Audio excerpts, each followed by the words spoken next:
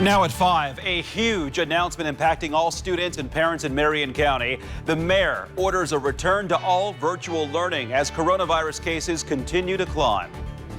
Even after the transition to a new administration, a Hoosier will still continue to play a key role at the White House. The critical choice made by the president-elect. Hard to envision yourself being something that you don't ever see.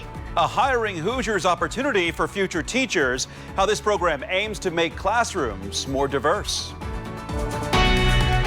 From the station working for you, this is WRTV News at 5, streaming now. And now first at 5, another record-setting day for new coronavirus cases in Indiana. For the first time, topping 6,000 reports in one day. And also today, Indianapolis Mayor Joe HOGSETT announces new restrictions to try and bring the virus under control in Marion County, including ordering all K-12 students to attend school virtually. This all comes just a day after Governor Eric Holcomb announced he's taking the state out of Stage 5 and implementing new restrictions based on the positivity rates in each county. This is a map that he's looking at here. Not one Indiana county is blue, the lowest rate. The majority are orange and several red. Crowd sizes in red counties, the highest risk, are now limited to 25. Those in orange counties, the next riskiest gatherings are limited to 50. Marion County is one of the orange counties, but it never reached Stage 5. And as WRTV's Stephanie Wade reports, today Mayor Joe HOGSETT announced he is continuing his tighter grip, starting with schools. Health officials say we are at a critical point right now with over 700 new cases in Marion County alone just yesterday. Health officials expect us to reach up to 1,000 cases a day soon here if we don't take action. So by November 30th, all Marion County schools must return to virtual learning. I don't want my kids going through it. I've seen several teachers be out because they have been in contact. Casey Chambers is substituting for a teacher in Wayne Township today for that very reason. Out on quarantine because of COVID-19. She says she and other teachers weren't shocked by the news today, many saying it was just a matter of time. And though the countywide order doesn't require schools to go virtual until November 30th, the superintendent emailed families today saying they'll actually be returning to e-learning next Monday the 16th. 2 weeks earlier. Some of them were like, okay, we've got this, that's good. And then there's some that was like, oh my gosh, what are we going to do? We've got to do this, we got to do that, we got to get this done, we got to get that done. I wasn't prepared for it this soon. The health department director, Dr. Virginia Kane, says the county's original threshold for going fully virtual was 13% positivity, with high schools now at 18%. And middle schools at 14% positivity. She says numbers are simply trending in the wrong direction. Though Chambers says her family struggled initially and was against e-learning because of issues with internet, she'd rather they be safe and healthy. Stephanie Wade, WRTV. IPS announced shortly after the mayor's announcement that they will not wait until the November 30th deadline to go 100% virtual. They will implement total online learning a week earlier, Monday, November 23rd through Monday, January 18th. More detailed information will be provided to families and staff by tomorrow. And we are reaching out to several districts in our area to learn their plans. You'll find the list at WRTV.com. And in addition to schools, the mayor also announced these restrictions that take effect 12 a.m. Monday. Indoor capacity at bars and other entertainment venues is reduced to 25%.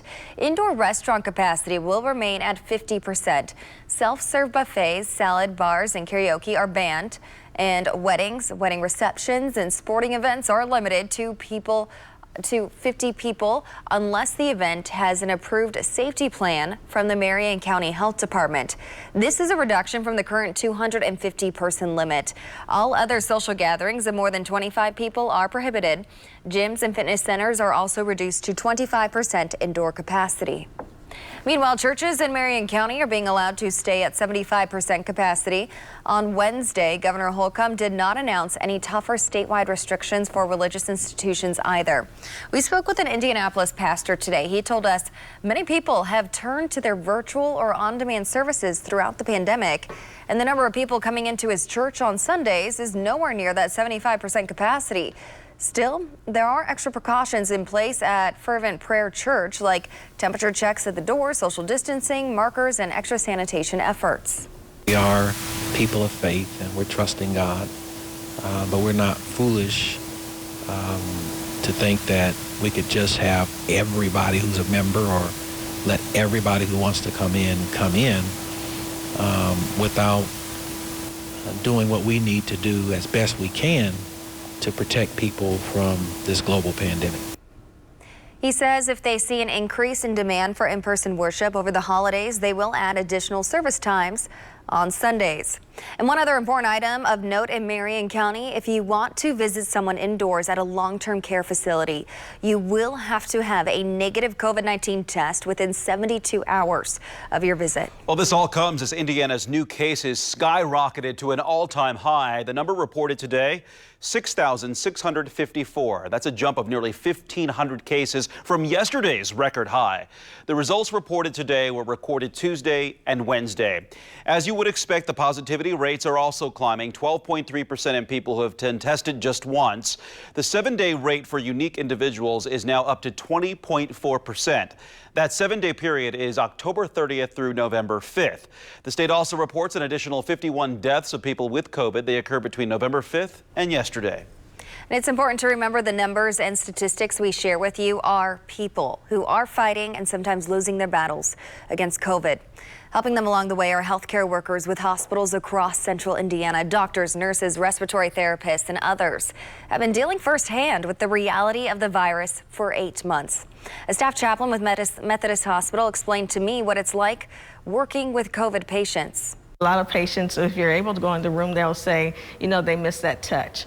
And so we oftentimes underestimate the value of presence, just being able to be with the patient. Now we're outside the room a lot of the times, looking through the window, even calling them on the telephone, trying to get hand gestures, you know, smiling with our eyes so that they could see us. But just being with the patient is a challenge now. Tonight, 4 healthcare heroes are sharing the impact the pandemic has had on their families and how they find hope as the pandemic continues. That's tonight on the news at 11. Hiring Hoosiers is our initiative that focuses on connecting you to job opportunities and resources. It's a mission we are committed to, especially during the pandemic, as many Hoosiers face challenges due to restrictions. Tonight, WRTV's Nicole Griffin is showing us a local opportunity for teachers focusing on creating a more diverse workforce. Dillian Williams graduated from Howard University. She says it wasn't until college that she had her first experience with educators that looked like her. Who were people of color, who were Black women. And that was really important and transformative in the way that I not only saw education, but also the way in which I saw myself. She's now 4 months into her residency in Indianapolis with Relay Graduate School of Indiana, teaching math to 5th grade students at KIPP Indy Unite Elementary School. I just really felt a tug in my heart to this program in the way that Relay strives to service students from diverse backgrounds. Our focus is really putting teachers of color out in communities and really helping to address this shortage in education. Nearly 64% of aspiring teachers in Relay's program in Indianapolis are people of color. The school was just named a new grantee of Serve Indiana, which administers grants from AmeriCorps. The focus is on providing opportunities to address critical needs in the community. In this case, it's education.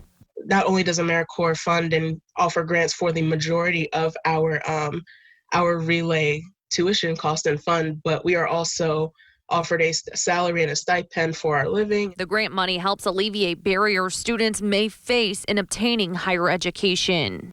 And it also gives them a community of other like-minded individuals to talk about and to act on issues related to social justice and education. Just challenging us to think about those things and really reflect on how it is that not only our identities play into part, but really understanding the identities of our students and how we can uplift those identities and cultures.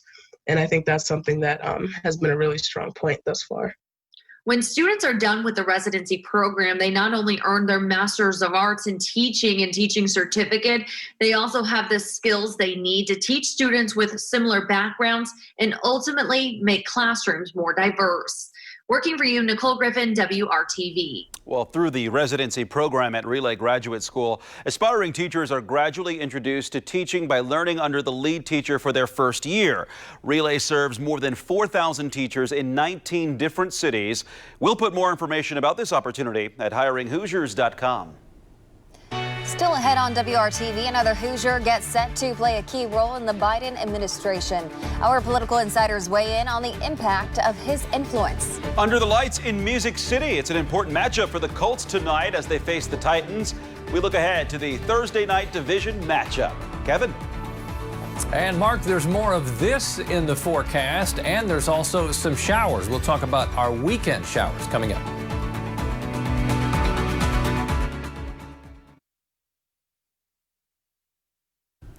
As President-elect Joe Biden continues his transition, a Hoosier will play a prominent role in the new administration. He's named North Central grad Ron Klain as his chief of staff. As ABC's Rena Roy reports, Biden continues to move forward as another day passes with the Trump White House refusing to accept the election results. Joe Biden making his first big decision as president-elect, tapping longtime advisor Ron Klain to be his chief of staff. In a statement saying his deep, varied experience and capacity to work with people all across the political spectrum is precisely what I need as we confront this moment of crisis and bring our country together again. Klain was Biden's chief of staff when he was vice president. He also has experience dealing with highly infectious diseases like COVID-19 after leading the Obama administration's response to the Ebola virus. Fighting any epidemic involves science first and foremost, but not science only. It also involves logistics and transportation. It involves planning. It involves managing people. Meantime, President Trump still falsely claiming the election was rigged in a series of tweets, though he has not spoken publicly in a week. Kayleigh McEnany on Fox News Today. That all laws are being followed with regard to an expected transition, though we expect to continue on as the Trump administration. We will see how our litigation goes. Senator Chuck Schumer on Capitol Hill speaking out against the president and his supporters. The election's not in doubt. This is nothing more than a temper tantrum by Republicans. But there does appear to be cracks in the GOP's defense of Trump. Senior GOP Senator Chuck Grassley of Iowa and Senator James Lankford of Oklahoma, both stating Biden should be receiving classified briefings. And if that's not occurring by Friday, I will step in as well and to be able to push and to say this needs to occur. But the House Republican leader is still casting doubt on whether Biden actually won. I'll trust the intel community. He's not president right now. Don't know if he'll be president January 20th, but whoever is, will get the information. The Trump team is challenging ballot counts in several states, but the New York Times spoke with election leaders in all 50 states who say there was no evidence of widespread voter fraud. Rena Roy, ABC News, Wilmington, Delaware. As we just noted, there will be a Hoosier connection at the White House with Indy native Ron Klain, tapped to be Biden's chief of staff. Our Rafael Sanchez talks with the WRTV political insiders about the Indiana influence. What does it mean that President-elect Joe Biden has chosen an Indy native in Ron Klain to be his chief of staff? Ron has ran the Ebola crisis for President Obama successfully, I might add. He has deep knowledge of all parts of government, including Congress.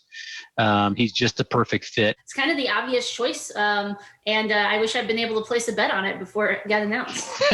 Laura Beck. Because President Trump has not been cooperating and his administration with any transition type efforts, having somebody like Ron Klain and like the great team that the vice president-elect has put together, it's really going to make sure that they're ready to go on day one. Certainly we'll have our disagreements on policy and the way that the Biden administration goes about things, but I think he's a competent, qualified choice for White House Chief of Staff. Today, Indiana saw the largest single-day reporting of COVID-19 cases, 6,654. Are we doing enough? Joey Fox. I think very disappointing today that Mayor HOGSETT and the Marion County Health Department have decided to shutter all schools in Marion County, despite what we know about children and about their risk levels, despite the fact that when we send all these kids home, they're going to have to find somewhere to go. The children of essential workers, non-essential workers, are going to have to find somewhere to go to stare at a computer screen all day, hopefully have an adult around, hopefully have their nutritional needs met. I think this is devastating. It's tragic. It's a terrible thing that they had to make that decision, but it's the right decision because it's saving lives. Are we doing enough? Obviously not, because we are in the scenario where now we are in a position where we have to make a decision of whether we should shut down schools or not. And unfortunately, I think it is the right decision to shut down schools, but it's kind of ridiculous that we've let it get to this point. I think that everyone has tried really hard, but at the same time, I think had we acted sooner and if we hadn't had an election, we might have seen some quicker movement. Our political insiders, thank you so much. And our Democracy 2020 coverage continues right now on WRTV.com. Thank you, everyone. Prime time for the Colts tonight. They are in Nashville to face the Tennessee Titans. The Colts struggled in the second half of Sunday's loss to the Ravens. So can they bounce back tonight? Brad Brown has a look at how the Colts hope to get it done. The Colts walked off the field Sunday after the disappointment of a game that had a ton of potential.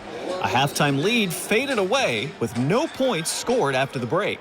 We all anticipated and had the expectation and belief we were going to be sitting in here, coming off a win today, but we're not. And that doesn't change what we had to get done, this coming Thursday. Win or lose that game yesterday, we had to come in and get ready to go for the division opponent. So that's what we've done. I feel like the guys have done that good. Tonight's matchup could go a long way in deciding the AFC South. A loss would put the Colts 2 games behind the Titans, with a home game in the playoffs eventually going to the division champion.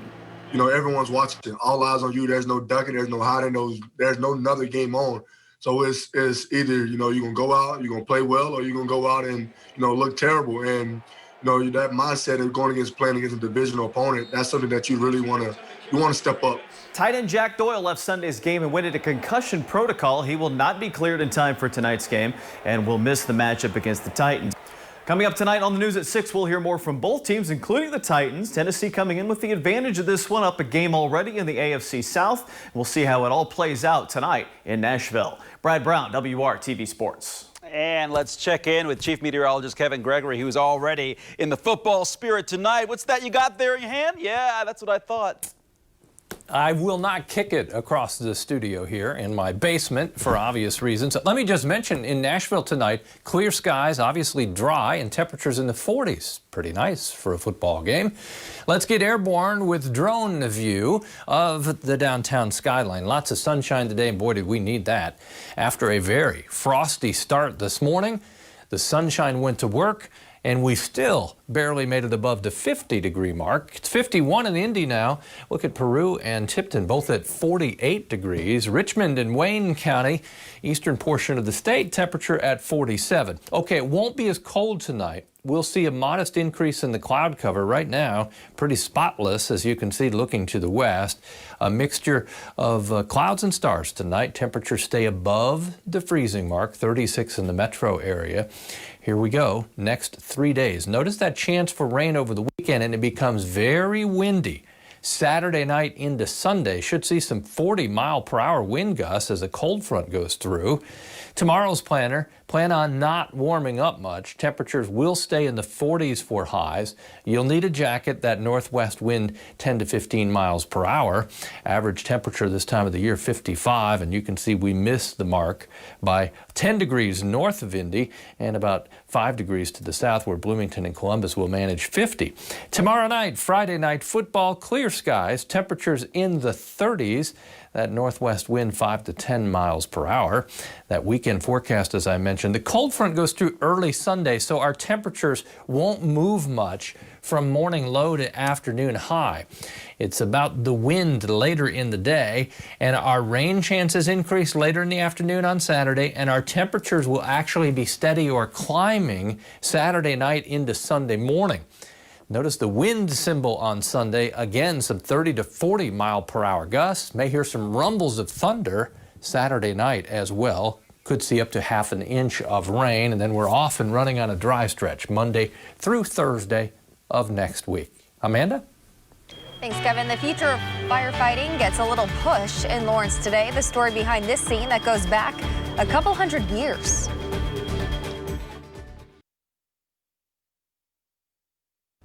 A milestone day for the Lawrence Fire Department, one drawing on a tradition and a whole lot of muscle to welcome the addition of their new fire engine. The city and department dedicated the new engine today, which will be housed at Station 37 on North German Church Road. This included the push-in ceremony. It dates back to the early 1800s when firefighters would push their horse-drawn engines back into the bay after returning from a fire. Today, Lawrence firefighters pushed the new engine into its new home. Somebody would have told me this was going to happen 4 or 5 years ago, I wouldn't have believed it. It's actually a reality, and it took a lot of planning on the controller and the mayor's part, and nothing's ever done solely here. It's always a combined effort. With the addition of this new engine, all the department's frontline fire and EMS apparatus are less than 3 years old. All new at 6 p.m. as COVID-related hospitalizations reach an all-time high, there's a fatigue setting in for frontline workers. Inside the battle against the virus coming up at 6 p.m. And next at 5:30, researchers looking into a frightening side effect of coronavirus.